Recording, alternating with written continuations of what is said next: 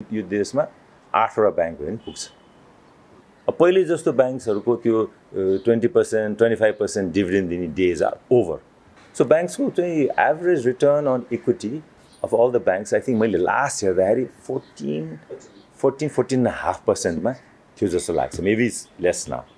मैले कहीँ लगानी गरेँ भने आई एक्सपेक्ट 20। अब ब्याङ्किङ सेक्टरमा अब 15मा छ, I am still okay with 15।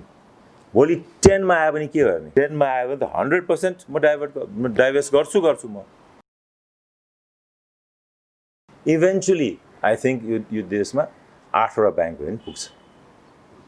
तर well capitalize banks who are there in every nook and कर्नरमा ब्रान्च हुनु पर्यो। किन ठुलो भएपछि के भन्छ तपाईँको 1/3 ब्रान्च चाहिँ नाफा कमाएन पनि हाम्रो that is will be our public service भनौँ न। अहिले हाम्रो चाहिँ क्यापिटल मार्केट बिस्तारै माथि गएको छ। I think an average Nepali is also investing in the stock exchange. This is my feeling होइन, किनभने तपाईँको एनी आइपिओमा त्यत्रो ओभर सब्सक्रिप्सन हुन्छ होइन। सो बिस्तारै स्टक मार्केट पनि है अल्टरनेट थियो। यस, सो त्यहाँ भोलि गएर त्यहाँ डिभिडेन्ड दिएन भने त again it adds fuel to the fire के। सो हामी यस्तो मैले भन्छु यो चाहिँ क्याच 22 भन्ने पोजिसन छ। यो गरे पनि नहुने, यो गरे पनि नहुने। I don't know, this is something we have been trying to figure out है। आई थिङ्क मेरो आफ्नै विचार के छ भने पहिले जस्तो ब्याङ्क्सहरूको त्यो 20%, 25% डिभिडेन्ड दिने डेज आर ओभर है। इट वाज ओभर एनिवे भन्छु म।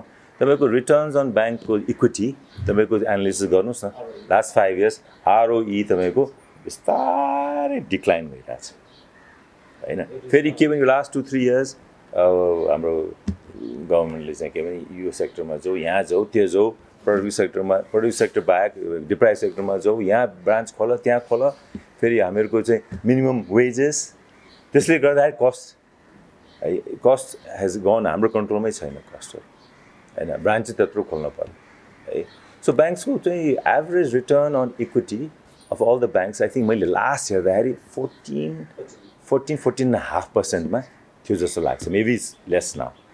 ब्याङ्किङ सेक्टर भने के भने एउटा most transparent sector, that is what we pride our selves होइन। ब्याङ्क्सहरूले के भने हामीहरू ट्रान्सप्यारेन्ट छौँ, हामी वे पेइङ आवर ट्याक्सेस है, सिभियर हामीहरू के हेभी ड्युटी ट्याक्स तिरिरहेछौँ हामीहरूले। It's not to say the business community are not paying, तर we are more transparent than them है। अब उनीहरू चाहिँ 20% नभइकन काम नगर्ने। अनि ब्याङ्कले चाहिँ के भने अब यहाँ के भनिरहेको छ भने this is the service industry, यो जनताको पैसा हो है।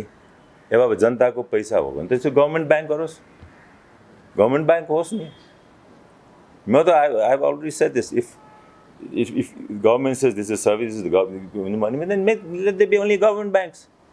तर प्राइभेट सेक्टर एन्टर गरेपछि त एउटा रिजनेबल रिटर्न त खोज्छ नि। मेरो ओन पर्सपेक्टिभबाट के भने मैले कहीँ लगानी गरेँ भने आई एक्सपेक्ट 20। अब ब्याङ्किङ सेक्टरमा अब 15मा छ, I am still okay with 15। भोलि 10मा आयो भने के गर्ने? 10मा आयो भने त 100% म डाइभर्स गर्छु म यहाँ I'm not here in the म के च्यारिटेबल उसमा भनेर आयो र म 10%मा यहाँ के हो? 10%मा आयो भने के गर्ने त? Will the serious investors still stay? यहाँ एउटा मैले भने यहाँ इम्प्रेसन चाहिँ कस्तो बनाइदियो भने बिजनेस कम्युनिटीले banks are the only one making money भन्दा आइदियो कि, विच इज नट ट्रु। अहिले पनि मैले तपाईँलाई भने एउटा टाइम थियो, यस हामीहरूको 22, 23, 24% पनि थियो, but those days are gone. The golden days of banking is gone है। त्यो जुन एडभान्टेज छैन। अब द्याट इज अल्सो नर्मल उसमा पनि हाम्रो इकोनोमिक उसमा पनि हुन्छ नि, सधैँ राम्रो हुन्न, त्यो पछि फ्ल्याट हुन्छ। यहाँ त फ्ल्याट होइन, यहाँ त तल गइरहेछ। त्यसैले के भने अब 10% रिटर्न आउन लाग्यो भने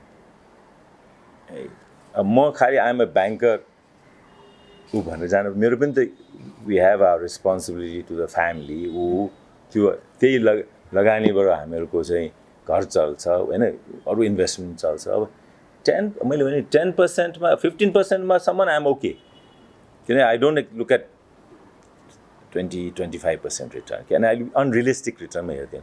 15% is a fairly good, it's not good, it's not bad, I'll accept it. 12% I don't expect.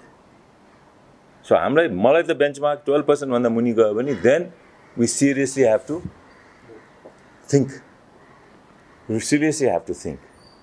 है र कुरा के भने राम्रो मान्छेहरू ब्याङ्किङबाट है हट्यो भने के हुन्छ है राम्रो मान्छे हट्यो भने के हुन्छ ब्याङ्किङ सेक्टरमा त्यो पनि विचार गर्नु पर्यो नि है मर्जरमा मेरो कमेन्ट छैन हेर्नुहोस् है मेरो कमेन्ट छैन यो सँग मर्जर गर्दै हेर्नुहोस् merger is something which I have been advocating for a long time.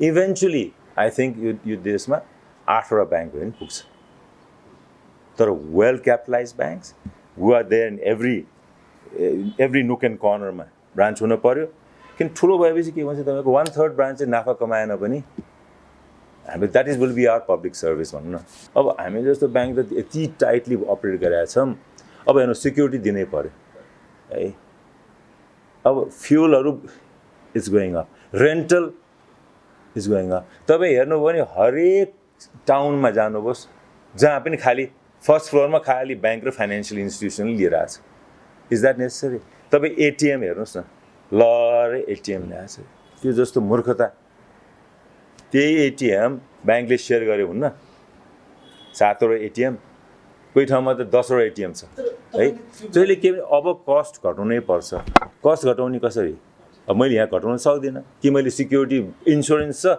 अब हामी सिक्युरिटी हाफमा कट गर्नु त्यो गर्ने बित्तिकै के इन्सुरेन्सले फेरि प्रिमियम घटाउँछ है अब फ्युलमा घटाउन सक्छु मैले फ्युलै दिन्न भन्नु पर्यो कि स्यालेरी चाहिँ स्टाफहरूको ल 1 वर्ष 2 वर्ष फ्रिज गर्ने भन्न पर्यो है तर के भने म त यो फ्युचरमा बिकज 25-26 अनि 20 भन्दा माथि रिटर्न हुँदाखेरि पिपल डिडन्ट बदर अब जब रिटर्न तपाईँको भोलि पोटेन्सियली 12% मा 12% मा आयो भने त we have to think what to do अब मर्जर बाहेक त के अप्सन देख्नु भयो तपाईँले के अप्सन देख्नु भएको छ त्यसैले के भने मर्जरमा पनि you have to find quickly it's like a marriage partner त भने अहिले मर्जर भएको छ त के भयो भने हामीले सानो डेभलपमेन्ट ब्याङ्क नभए होइन है that's also one way to grow है तर रिक्वायरमेन्ट चाहिँ के भने तपाईँको it's the bigger mergers to happen